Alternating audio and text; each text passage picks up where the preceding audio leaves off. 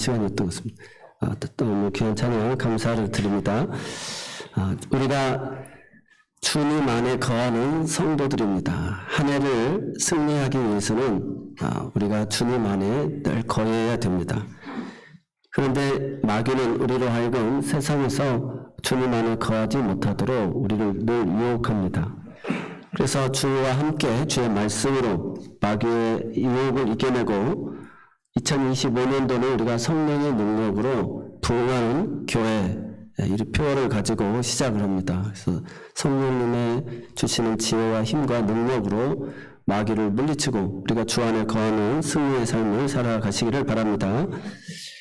그래서 우리가 이 새해의 초심의 마음을 잊어버리면 안 됩니다. 그래서 새해 초부터 새말까지 우리는 이 초심의 마음은 내가 주님 안에 거해야 되겠다. 주님만이 나의 복이시다. 주님만이 나의 피난처이시다라고 하는 마음을 가지고 내가 결국 한 해 동안 무슨 승리냐, 주님 안에 거하는 이 싸움의 승리다라는 사실을 분명한 목표의식을 가지시기 바랍니다.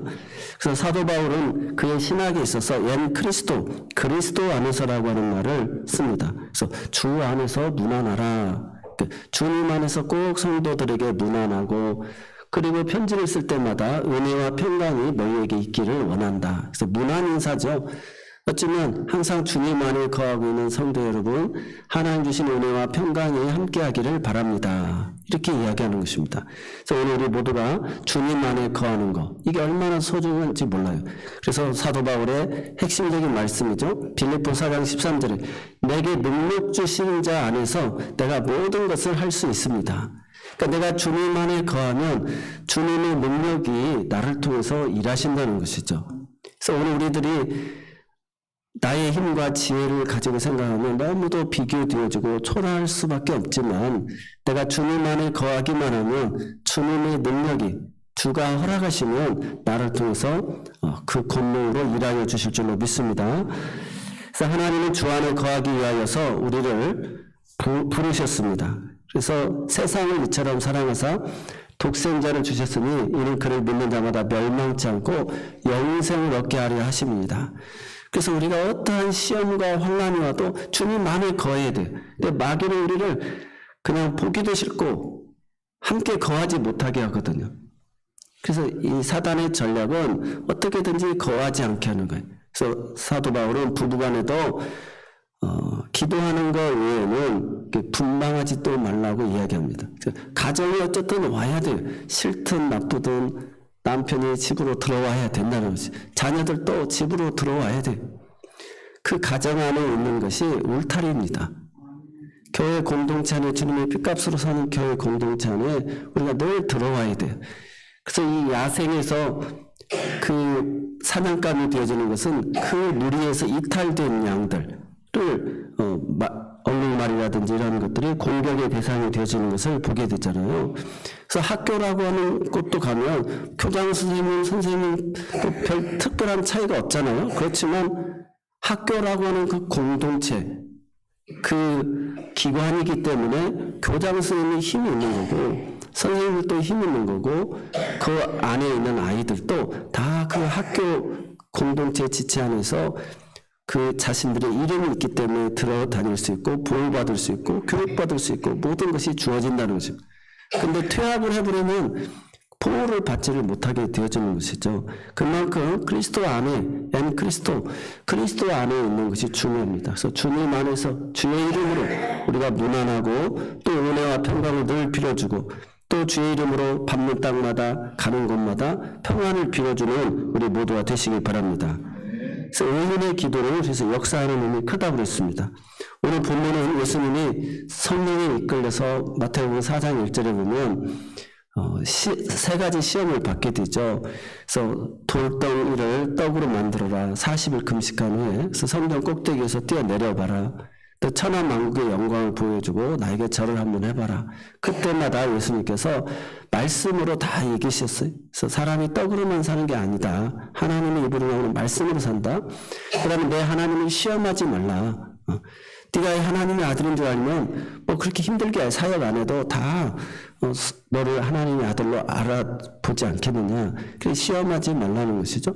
그리고 천하 영광을 보여주고 한 번만 절하면 다 주겠다라고 할 때도 오로지 경배할 분은 하나님 한 분이시다라고 물리치신 것을 보게 되어지죠. 그래서 오늘 우리 예수님께서 이 말씀을 통해서 공생애의 시작 전에 이 사단의 시험을 이기시고 공생애를 시작합니다.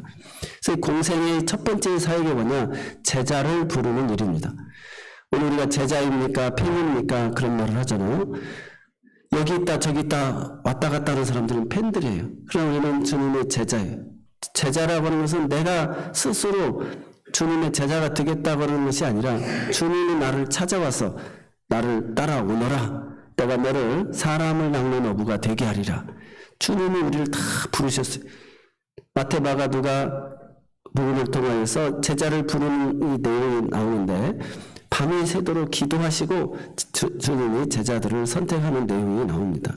그래서 오늘 우리를 다 주의 제자로 부르셨어요. 그래서 요한복음을 통해서 보면 주님의 그런 표적이 나타나는데 그 표적의 가장 큰 핵심이 예수님이 하나님의 아들이라고 하는 것을 보여주고 있어요. 그래서 마태, 마가, 누가는 다 기적과 이적을 이야기하고 있는데 요한복음에서는 표적으로 이야기하고 있어요. 아, 이분은 하나님의 아들로서 이런 일을 행하였다라고 하는 거. 그래서 하나님의 아들을 믿고 그 이름을 힘입어서 생명, 영생을 얻게끔 하려 하심이라는 것이죠. 그래서 오늘 우리가 주님의 제자가 되어져야 됩니다. 나를 따라오라. 내가 너를 고기 낚는 어부가 아니라 사람을 낚는 어부가 되게 하리라. 그래서 오늘 우리들이 이 땅에서 10억, 100억, 뭐 1000억을 내가 버는 게 이게 목표가 아니라 오늘 나로 하여금 이웃을 내 몸처럼 사랑하는 거. 이게 사람을 낚는 어부의 역할이거든요. 그래서 우리가 주님의 뜻 가운데서 내가 전도하는 거. 이것이 내 삶의 목표예요. 그래서 우리가 지체할 수 없는 내 삶의 가장 큰 이유가 삶의 이유가 내가 이렇게 살아 호흡하며 숨쉬는 것이 내 사랑하는 아내, 자녀들, 그 다음에 내 이웃들에게 이런 예수의 복음을 증거하기 위함이라는 거예요. 그래서 우리가 말씀에 의지하여 행하였더니 밤이 새도록 그물질에도 한 마리도 잡지 못했는데 그 빈배에 내가 오르기를 원한다 하고 주님이 오르셔서 내가 밤이 새도록 행하였지만 한 마리도 잡지 못했지만 말씀에 의지하여 내가 그물을 내리다 할 때 정말 자기가 평생 잡아보지 못한 그물이 찢어질 정도의 고기를 잡게 되어지죠. 그때 베드로가 주여 나를 떠나소서 나는 죄인입니다. 자신의 모습을 보게 되어진 것이죠.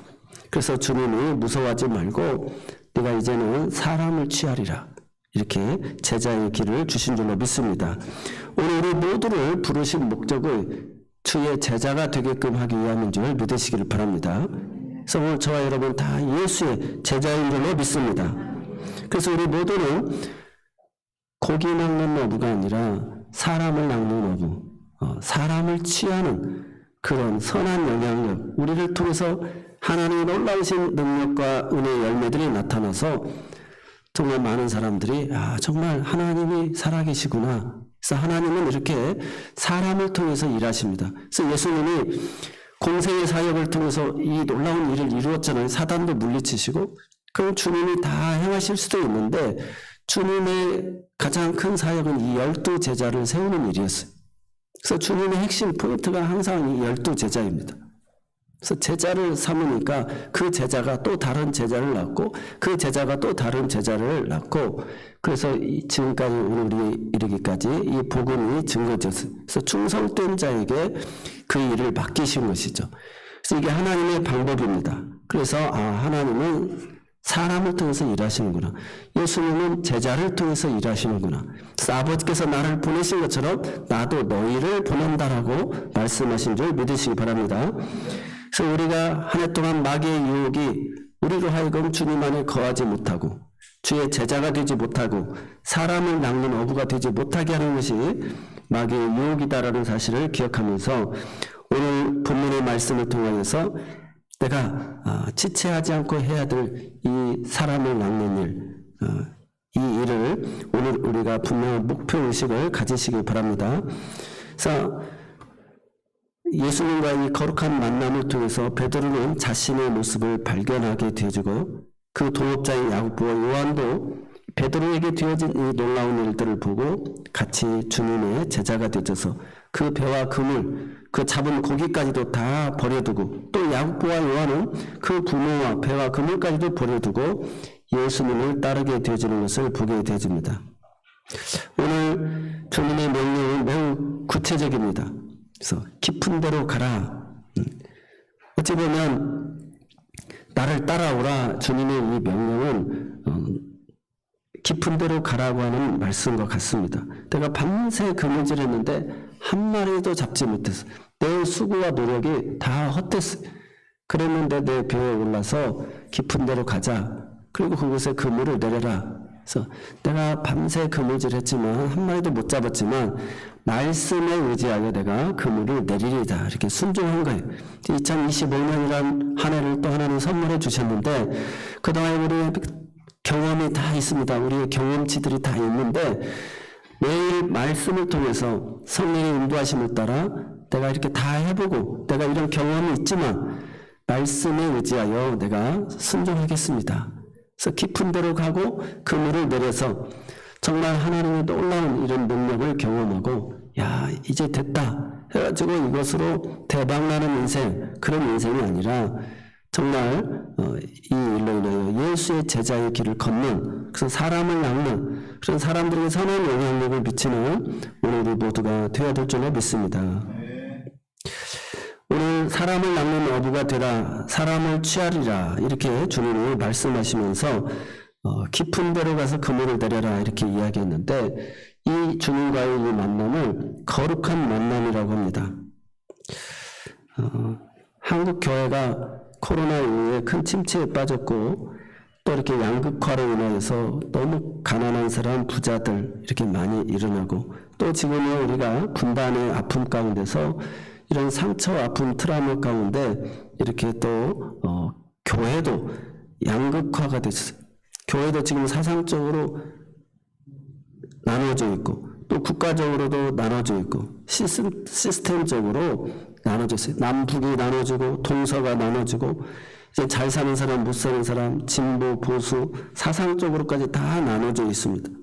그래서 오늘 우리에게 있어서 중요한 것은 이제 예수님과의 그 만남, 그 거룩한 만남이 이루어져야 된다는 거예요. 그 만남은 주님이 우리에게 찾아와 주셔야 된다는 것입니다.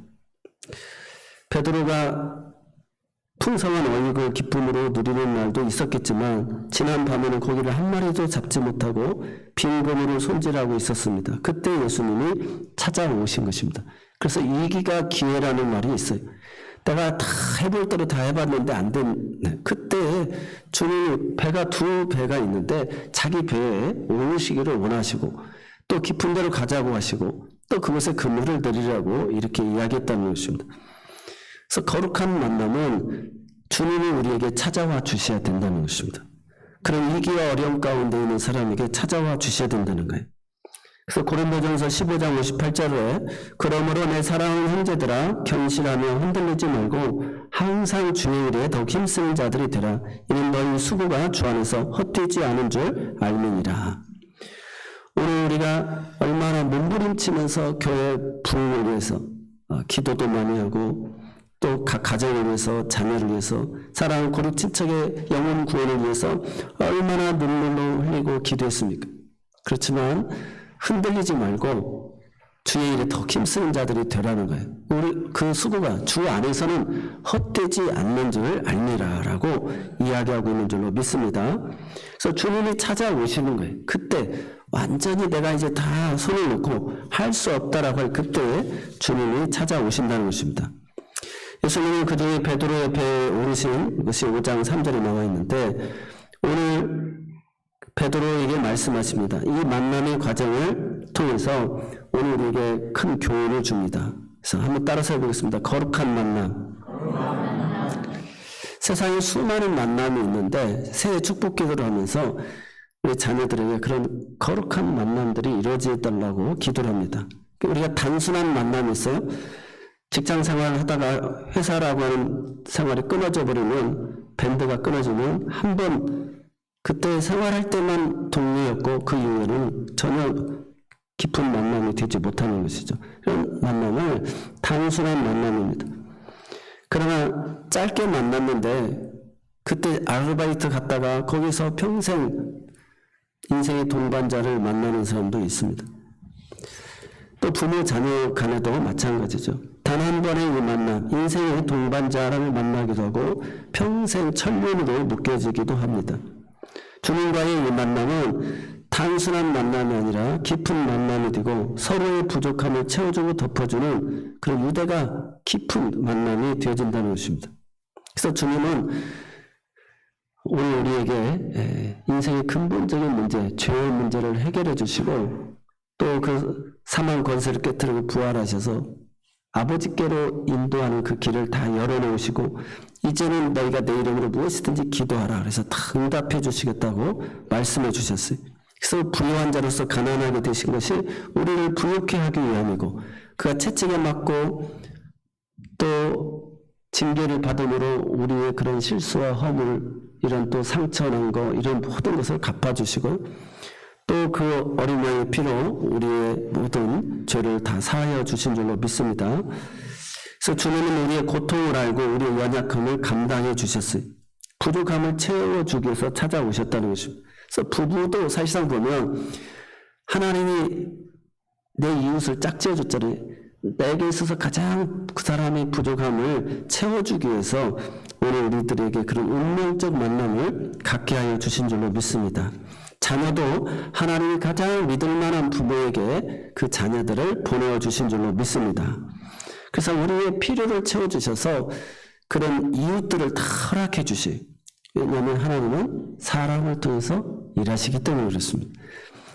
제자들을 통해서 일하신다는 것입니다. 그래서 사도 바울은 이 진리를 깨닫고 주 안에서 어느 교회 성도들에게 꼭 문안하라 라고 이야기하고 있고 그들이 내 부모고 형제고 다 동역자고 내 기쁨의 면류관이라고 이야기하고 있는 것을 보게 되어집니다. 오늘 베드로는 예수의 무릎 아래 엎드려 이르되 주여 나를 떠나소서 나는 죄인으로소이다. 오늘 우리가 정말 주님을 만나게 되지만 자기 자신이 죄인이라는 사실을 깨달았죠. 그래서 부부가 오래 살다 보면 남편들이 다 무릎을 꿇고 살아줘서 고맙고 그동안 잘못했다고 미안하다고 하고 막 그러잖아요. 철이 들으면 자녀가 부모 앞에 정말 죄송하다고 이야기하잖아요. 이런 나를 끝까지 참아주고 인내해주고 가정을 지켜주고 또 우리들을 양육해주고 돌봐주신 그 은혜와 사랑을 우리가 잊지 못하는 것입니다. 베드로 역시도 정말 인생의 참 주인이신 예수님을 만나고 이렇게 주여 나는 죄인입니다 라고 고백하고 있습니다. 주님과의 만난 사람은 진정한 자신과의 만남을 통하여 자신을 깨닫게 되고 사람을 낚는 어부가 되고 이웃을 섬기는 봉사자가 되고 이런 과정을 통해서 더 깊은 데로 나아가는 사람들이 되어집니다. 그래서 그 삶이 더 아름다운 찬양과 기도와 말씀 세계로 들어가게 되어지죠. 올 한해도 성령의 능력으로 주님 안에서 주일 성수와 수요 예배 또 금요 한 달에 한 번 드려지는 기도회 교회 행사를 통해서 말씀으로 찾아오시는 주님을 인격적으로 만나시고 그러면서 내 자신의 모습을 현장의 모습을 바라보시면서 베드로처럼 주여 나는 죄인입니다. 이런 나를 사랑해 주시고 용서해 주신 그 은혜를 통하여서 거룩한 만남이 매 예배 때마다 이루어지시기를 바랍니다. 또 이 부르심에 대한 순종이 있습니다. 새 사람에 대한 열망은 누구나 새에 있습니다. 내가 새로운 삶을 살아야 되겠다. 어느 대학 교수님이 학생들에게 그 변화라고 하는 주제를 가지고 수업을 하면서 여러분 오늘은 우리가 변화에 대해서 주제를 가지고 공부합니다. 제가 잠깐 나갔다 올 텐데 오늘 이쪽에 앉아있는 분들 저쪽에 앉아있는 분들 또 가운데에 앉아있는 분 오늘 변화를 줘서 자리를 한번 내가 평상시에 앉지 않았던 자리를 한번 서로 다른 곳으로 바꿔주시기 바랍니다 하고는 밖에 나갔다가 온 거예요. 정말 실제적인 변화죠. 우리가 어느 정도 살아가다 보면 거기에 익숙해지고 그것이 편안해지는 경우들이 많습니다. 오늘 예수님을 만난 이 시몬은 베드로라고 하는 이름으로 바뀌어지게 되어지죠. 인생의 새로운 주님과의 만남을 통해서 전환기를 맞게 되어집니다. 그래서 어부 베드로가 주님의 수제자 베드로가 되어지고 자신의 이 변화된 모습을 통해서 또 야고보 요한도 그 동업자들을 또 이렇게 같은 제자의 길로 따라오게 하는 것을 보게 되어집니다. 오늘 그것은 바로 내가 밤이 맞도록 그물질을 했지만 빈 그물이었지만 이제 내가 말씀에 의지하여 내리리다라고 하는 이 순종 여기에 있었다는 것입니다. 오늘 한 해 동안 하나님 주신 말씀을 예배를 통하여서 주님이 나에게 뭐라고 말씀하시는지를 새기고 그걸 한 가지라도 내가 한번 실천해 보겠다. 그래서 그런 예배 때마다 말씀을 듣고 실천하는 우리가 되시기를 바랍니다. 그래서 우리의 변화된 모습을 보고 당신이 새로워졌다고 이런 부부간에 서로 이야기하고 우리 어머니가 달라졌어요. 그래서 제가 가르쳤던 학생 중에 하나가 나중에 만났는데 그 부부가 거의 이혼할 지경이었는데 하나님도 안 계시다고 막 그렇게 이야기했던 애가 아버지가 완전히 달라지셨다고. 그래서 하나님 계신 것 같다고. 그러면서 다시 교회를 다닌다고 이야기를 들었어요. 여러분 오늘 우리가 하나님의 말씀을 듣고 주의 음성을 듣고 정말 새로운 해에 저렇게 변화된 모습을 보여줄 때 사람들에게 그런 감동을 줄 줄로 믿습니다. 마태와 마가는 예수님이 나를 따라오라 할 때 그 명령에 순종했어요. 변화의 계기는 주님을 만날 때 주어지는 줄로 믿습니다. 말씀이신 주님이 우리 가운데 찾아오실 때 평생 들었던 말씀인데 그날따라 그 말씀이 나에게 딱 다가올 때가 있지 않습니까? 그 말씀을 한 말씀이라도 꼭 붙들고 오늘 우리가 주님을 따라 나서는 우리 모두가 되시길 바랍니다. 고린도서 5장 17절에 그런즉 누구든지 그리스도 안에 있으면 새로운 피조물이라 이전 것은 지나갔으니 보라 새 것이 되었도다. 누구든지 그리스도 안에 있으면 새로운 피조물이라는 거예요. 오늘 우리가 이 사실을 기억하면서 내가 옛날 내 그런 사주팔자 거기에 우리가 붙들리지 마시고 내가 새로운 피조물이다. 주님 안에서 새 것이 되었다라는 마음을 가지고 2025년도는 새로운 마음 결단으로 사시기를 바랍니다. 마지막으로 이 부르심의 목적은 사람을 낚는 어부입니다. 네가 이후로는 사람을 취하리라. 내가 너희를 사람을 낚는 어부가 되게 하리라. 마태복음 4장 19절, 마가복음 1장 17절입니다. 주님께서 베드로와 그의 형제 안드레, 야고보와 그의 형제 요한을 부르신 이유는 분명합니다. 그것은 제자를 부른 목적이 마가복음 3장 13절로 19절에 보면 그 내용이 나오고 명단이 나오는데 마가복음 3장 14절 15절입니다. 한번 같이 읽어볼까요? 시작. 이에 12를 세우셨으니 이는 자기와 함께 있게 하시고 또 보내사 전도도 하며 귀신을 내쫓는 권능도 가지게 하려 하심이라. 주님이 제자를 부르신 목적은 세 가지인데 함께 하시고 그들을 전도도 하게 하고 또 귀신을 쫓아낼 능력도 주시기 위함이라는 것입니다. 그래서 결국 새해는 주님과 함께 우리가 시작하는데 거룩한 부르심에 응답하는 한 해, 그래서 성령의 능력으로 부흥하는 교회를 다시금 경험할 수 있기를 바랍니다. 우리가 상가에 있다가 이곳에 와가지고 4배로 성장을 했거든요. 그래서 하나님이 우리에게는 이제는 다 성전도 있고 전에는 1층도 감자탕집이었지만 이제 우리가 교회가 다 이렇게 전도와 선교의 방법으로 카페로도 사용하고 우리가 주일 사용하고 있는데 다시금 하나님이 그런 은혜를 우리에게 허락해 주실 줄로 믿습니다. 그래서 4배의 복이 올 한 해 우리 교회는 영적으로나 양적으로 충만하게 채워지기를 바랍니다. 그래서 그것은 주님을 만나는 방법이 동일합니다. 말씀으로, 찬송으로, 기도로 만날 수 있어요. 그 예배를 통해서 주님과 더욱 친밀한 교제를 나눌 수 있게 되진다는 것입니다. 그래서 새 예배와 더욱 가까워지는 한 해가 되시기를 바랍니다.